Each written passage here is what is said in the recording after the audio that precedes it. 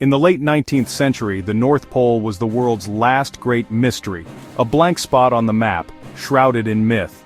Many believed a warm, ice-free sea awaited at the top of the world, a theory that inspired both explorers and the press. James Gordon Bennett Jr., owner of the New York Herald, saw an opportunity for glory and headlines.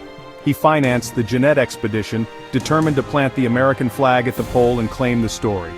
The ship, renamed USS Jeannette, was refitted for the Arctic's dangers and set out from San Francisco, chasing the dream of the open polar sea. The public was enthralled. This was man versus nature, science versus the unknown. But the Arctic is indifferent to dreams. The men of the Jeannette sailed not toward a paradise but into a frozen, merciless world. Their quest for glory would soon become a desperate fight for survival. Lieutenant Commander George W. DeLong led the expedition, a disciplined, determined Navy officer, driven by duty and ambition. He handpicked a crew of 32 seasoned sailors, scientists, and adventurers, each drawn by the promise of history. Among them were his loyal second-in-command, Charles Chipp, the ingenious engineer George Melville, and the compassionate ship surgeon, James Ambler. Jerome Collins, the Herald's correspondent, was there to chronicle their triumph. They were celebrated as America's best, their portraits in the papers, their mission a symbol of national pride. But the Arctic would test them beyond skill or science. It would strip away rank and reputation, revealing only character and will. Their journey would become a test of humanity, courage, and survival. The names they hoped to etch in history would be remembered, but not for the reasons they imagined. The ice would decide their fate. On July 8, 1879, the Jeannette steamed out of San Francisco to cheers and high hopes. The early voyage was smooth across the Pacific through the Aleutians and north toward the Bering Strait. Spirits were high, but as they pressed on, the world changed. The air grew colder, the sun lower, and ice appeared on the horizon. DeLong searched for the mythical warm current steering the Jeannette into a maze of shifting flows. The ship's reinforced hull crunched through the ice, but progress slowed as the flows thickened. The crew worked tirelessly, clearing paths and keeping engines running, but the Arctic resisted at every turn. The excitement faded, replaced by apprehension. The promised open polar sea was nowhere to be found. The Jeannette was deep in the Arctic's grip, the dream of a gateway to the pole slipping away. The ice was closing in, and escape was no longer certain. By early September, the Jeannette was trapped, beset by an unbroken field of ice. The engines strained, but the ship was now a prisoner, drifting with the pack. At first, DeLong and his men remained hopeful, maintaining discipline and continuing scientific work. But the ice did not release them. Weeks turned to months. The sun vanished, plunging them into the endless Arctic night. Temperatures dropped to 50 below zero. The ship became their fragile sanctuary. The Jeannette drifted, not toward the pole but deeper into the Siberian Arctic, off the map and at the mercy of the currents.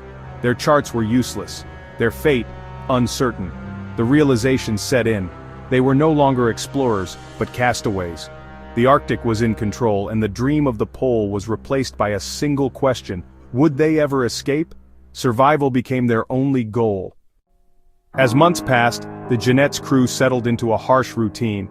The ship was both fortress and prison. Idleness was the enemy, so DeLong kept his men busy with chores and scientific work. The cold was relentless, frostbite a constant threat, and food an obsession as fresh supplies dwindled.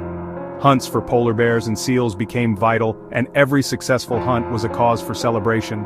Despite hardship, the crew found ways to keep morale alive, celebrating holidays, staging plays, and sharing what little they had. Teamwork was essential. Any division could be fatal, but the strain was constant, and the ship groaned under the pressure of the ice. Leaks appeared, and the crew worked the pumps day and night to keep afloat. They lived on a time bomb, trapped in a slow-motion battle between their ship and the Arctic's crushing power. Every creak was a reminder. Their sanctuary could become their tomb at any moment.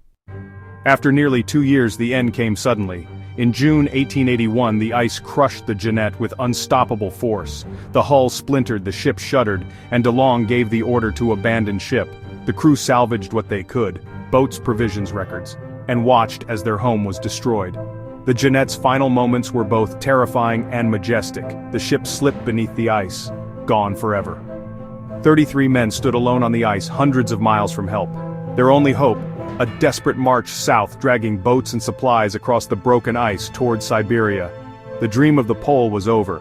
Now, it was a fight for life in one of the world's most hostile places. The true ordeal had just begun. With the Jeannette gone, the survivors faced a brutal march across the ice. Harnessed to sledges, they dragged boats and supplies over ridges and through slush, covering only a few miles each day. Hunger and exhaustion stalked them. Every calorie was precious. DeLong's leadership and the crew's teamwork kept them moving, but the Arctic showed no mercy. After 2 months, they reached open water and set out in their small boats. A violent storm struck, scattering the boats. One vanished with all hands, the others landed far apart on the Siberian coast.